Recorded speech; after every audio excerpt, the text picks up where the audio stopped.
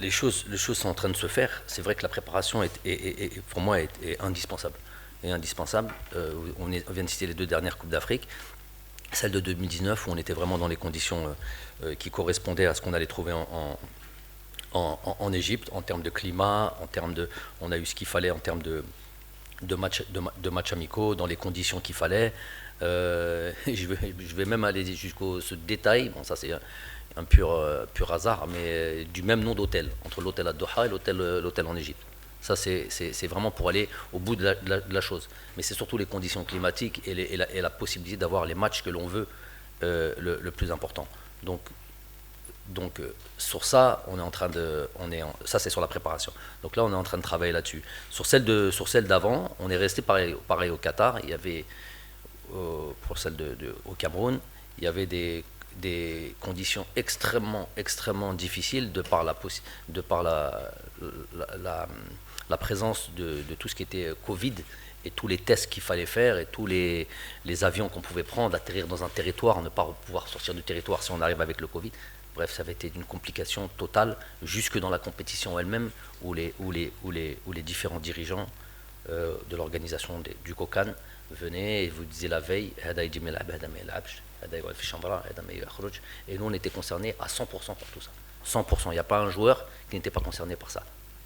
Entre la préparation et les matchs, 100% des joueurs, 100% de Moujouma, elle était concernée par ça, jusqu'au staff technique. Donc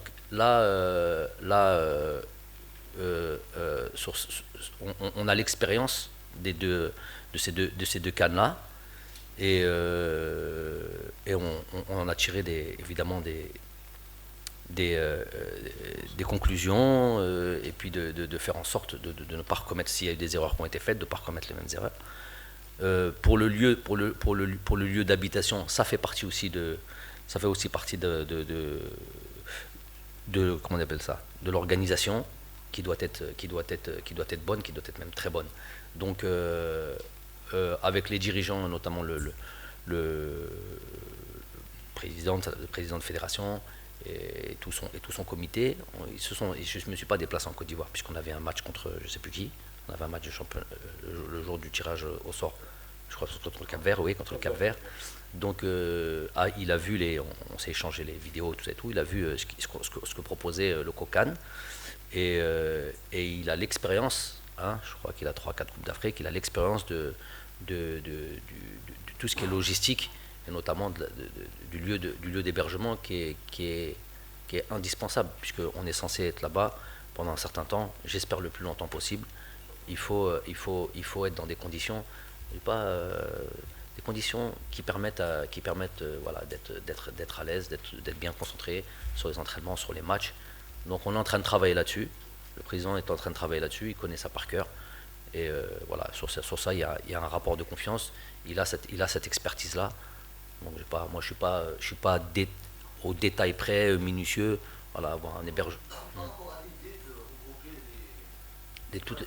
Dans un lycée, dans, un, dans une cité, c'est ça qui s'appelle un lycée. Bon, le lycée, c'est pour les entraînements. Non, C'était de la ouais. case. Donc, C'est une nouvelle. ouais. En soi, c'est pas l'idéal d'être tout le monde mêlé. Bon, je vais pas commencer à me mêler de leur organisation. Donc, je regardais l'INA. De se retrouver avec des équipes mélangées comme ça m'a l'air un petit peu compliqué en termes de. Et puis souvent, c'est des équipes qui sont dans le même groupe que toi. C'est des équipes qui sont dans le même groupe que toi, puisque c'est un site. Si on va être à Boaké, donc ça va être toutes les équipes de notre groupe. C'est pas l'idéal. Donc, on est en train de voir une solution parallèle, Inch'Allah, qui nous mette dans des conditions qui permettent, Inch'Allah, bon résultat, la performance, Inch'Allah.